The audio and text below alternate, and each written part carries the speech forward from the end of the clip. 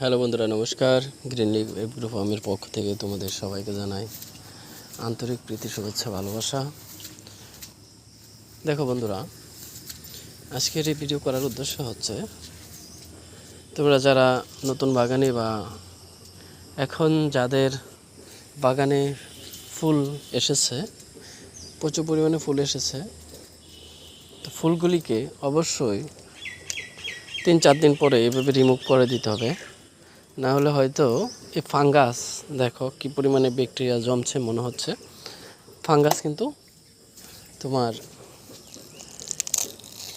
ফুল ফলকে অ্যাটাক করবে, পাশাপাশি তোমার গাছকেও অ্যাটাক করার চান্স রয়েছে। কারণ প্রচুর পরিমাণে এখন বৃষ্টি হচ্ছে, বর্ষা কন্টিনিউয়াসলি চলছে। তো এগুলি রিমুভ করে দিতে হবে। রিমুভ না করলে কিন্তু শুকনা যখন ছিল, শুকনার সময় বা রৌদ্রের সময় রিমুভ না করলেও কোনো ফেক্ট ছিল না, কিন্তু এখন রিমুভ করে দিতে হবে। না করলে তোমার ফুল থেকে ফলে ফাঙ্গাস চলে যাবে, তাছাড়া গাছও ফাঙ্গাস অ্যাটাক করবে।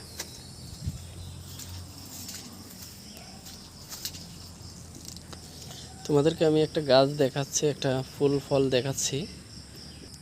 এই যে দেখো, এই ফুলটা টিকবে না, ফলে রূপান্তরিত হবে না, কারণ ফাঙ্গাস প্রচুর পরিমাণে অ্যাটাক করে ফেলেছে।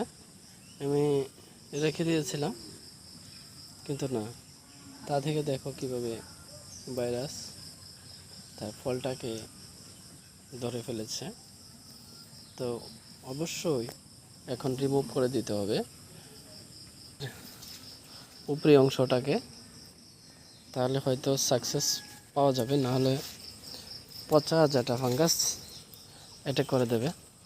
আর অবশ্যই ফুলের এই যে অংশগুলি অবশ্যই দূরে বাগানে রাখবে না, কারণ বাগানে রাখলে এখান থেকেও ফাঙ্গাস অ্যাটাক করতে পারে। সো নমস্কার, ভিডিওটা কেমন লাগলো জানাবে। এরকম ইনফরমেশন ভিডিও পেতে অবশ্যই চ্যানেলটাকে সাবস্ক্রাইব করে দেবে। থ্যাংক ইউ সবাইকে।